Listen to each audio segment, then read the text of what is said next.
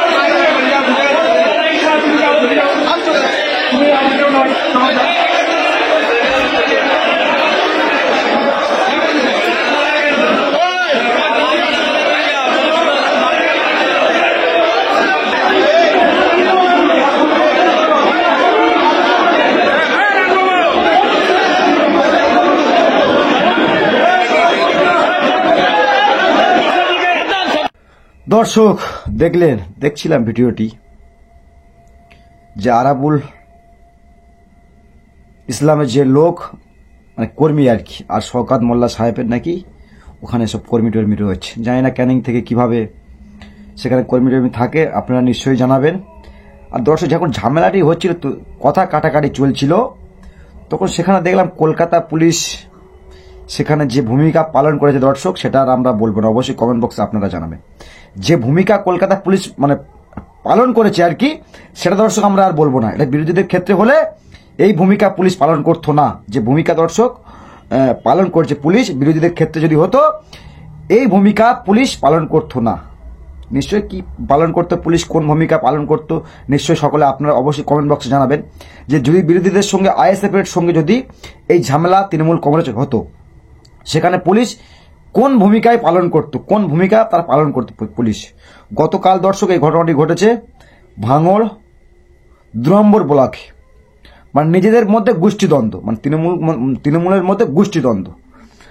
জানি না দর্শক কি কারণে গোষ্ঠীদ্বন্দ্ব তাদের মধ্যে, তবে আরাবুল ইসলামকে দল আর চাইছে না তৃণমূল কংগ্রেস। আরাবুল ইসলামের দায়িত্ব শেষ, তার কাজ শেষ। যখন ভাঙড়ের আরাবুল ইসলামের প্রাথম বিধায়ক হওয়ার পরে যখন টিকিট পেলেন না, তখন তো আপনারা দেখেছিলেন যখন নওশাদ সিদ্দিকীর বিরুদ্ধে কোত্থেকে সব এনে দাঁড় করিয়েছিল। জানি না দর্শক, যখনই আরাবুল ইসলাম টিকিট পেল না, আরাবুল ইসলাম নাকি আইএসএফ এর পক্ষে গান গেয়েছিলেন, সে অভিযোগ তৃণমূল কংগ্রেস করেছিলেন। আর তার ফলে কিন্তু সেখানে তৃণমূল কংগ্রেসে যে ভাঙড়ের শক্ত জমি, সেটা কিন্তু আরাবুল ইসলামের দল সেটা হারায়। আর সেটা শাসক বুঝে গিয়েছিল বলে শাসক কিন্তু আরাবুল ইসলামকে সেখান থেকে সরিয়ে শওকত মোল্লাকে অবজারভারের দায়িত্ব দিয়েছিলেন।